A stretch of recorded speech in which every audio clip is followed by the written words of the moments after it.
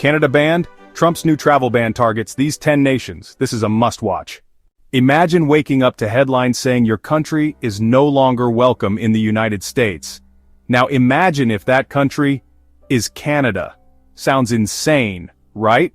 Well, hold on to your passports, because what we're about to reveal could flip US travel policy on its head. In a move that's already sparking global outrage and, honestly, fierce debate, Donald Trump may be gearing up to reinstate a travel ban that doesn't just rattle the usual suspects, but throws an unexpected curveball by potentially including America's peaceful neighbor to the north. Yes, Canada. This is not just politics, this is personal, this is global, and this is a must-watch. Just days ago, sources close to Donald Trump's campaign hinted at a new America First travel initiative, one that mirrors the controversial travel bans of his previous administration. But this time, it's bigger, bolder, and more unpredictable. So far, there's no official list, yet. But documents leaked from policy discussions and GOP insiders point to 10 nations being flagged for review and potential travel restriction, and shockingly, Canada is one of them. Wait, Canada? The maple syrup-loving, peacekeeping, hockey-obsessed Canada? Yes, and here's why this matters now more than ever. At first glance it seems absurd. The US and Canada share the longest undefended border in the world. They're allies in NATO.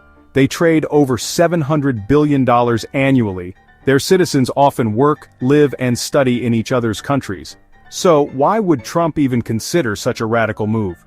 According to the leaked policy draft, 3 main reasons are being discussed: border security and immigration pressure. Trump officials argue that Canada's recent immigration surge, particularly from Middle Eastern and African nations, poses a potential backdoor security risk to the US through the northern border. They cite increases in illegal crossings, especially in upstate New York and North Dakota, COVID and public health loopholes. Despite global reopenings, Trump's team may push for a return to strict pandemic-style control over borders, especially citing Canada's healthcare policies, vaccine exemptions, and high-profile anti-mandate protests as risks. Political retaliation. This one's personal. During Trump's presidency, Canadian Prime Minister Justin Trudeau often clashed with him on trade, climate change, and global policy.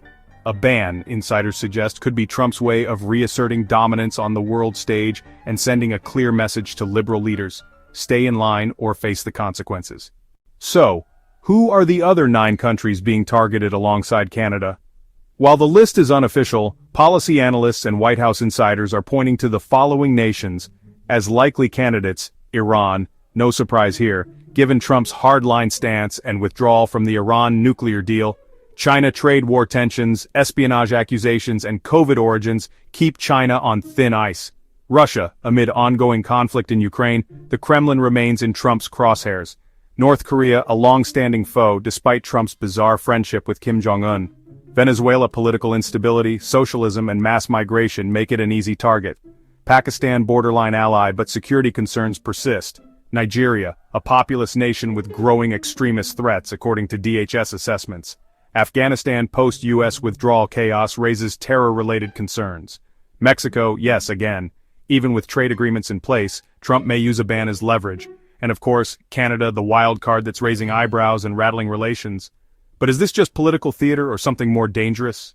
The idea of banning allies like Canada has sent shockwaves through diplomatic circles.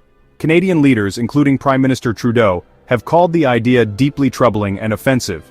In an emergency statement, he emphasized Canada's security cooperation and long-standing alliance with the US European nations, already wary of Trump's nationalist approach, are watching closely. If Canada is on the chopping block, who's next? International organizations like the UN and NATO have also voiced concern, warning that such unilateral travel restrictions could damage decades of international trust. Airlines, tourism industries, and universities are bracing for the ripple effects. And expats in both Canada and the US are fearing the worst, that families and students may soon be torn apart. Predictably, social media exploded. On X, formerly Twitter, #BanCanada began trending. But not the way Trump intended. Thousands mocked the move with memes of Mounties scaling border fences and maple syrup being labeled a controlled substance. But there is support too. Trump's base sees this as a bold reaffirmation of his America First promise. Some far-right influencers cheered the potential ban, saying, "Canada has gone woke and it's time for America to go broke with it." On the other hand, celebrities, economists, and even military veterans are speaking out. One viral post reads, "I served beside Canadian soldiers in Afghanistan. Now Trump wants to ban them from Disneyland?" The internet has become a battlefield of ideology, with travel bans just the latest ammunition. Legal scholars are divided. The president does have broad authority over immigration and national security. Trump famously used the Immigration and Nationality Act of 1952 to justify the first travel ban. But banning a democratic ally like Canada? That's uncharted territory. Lawsuits are already being drafted, say civil rights attorneys.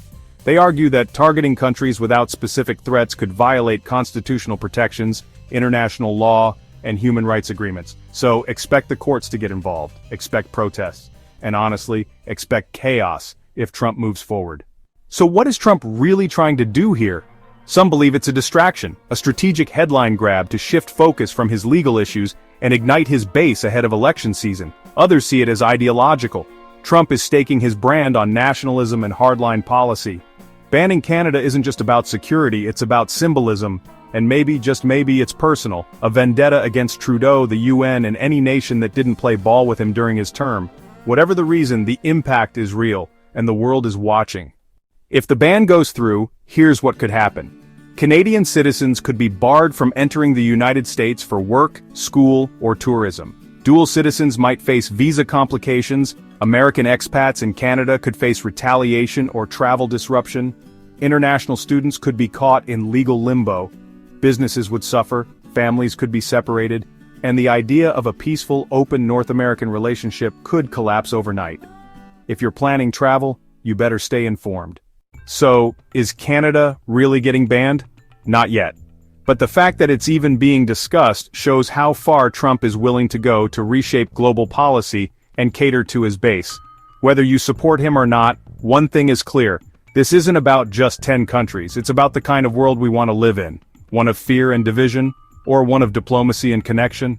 Let us know in the comments. Is this smart policy, or dangerous politics? And don't forget to like, share, and subscribe, because what happens next might just change the world. If you found this eye-opening, check out our video on the countries that hold the US economy hostage next. It's explosive, it's controversial, and it'll leave you speechless. Stay informed, stay bold, and we'll see you in the next video.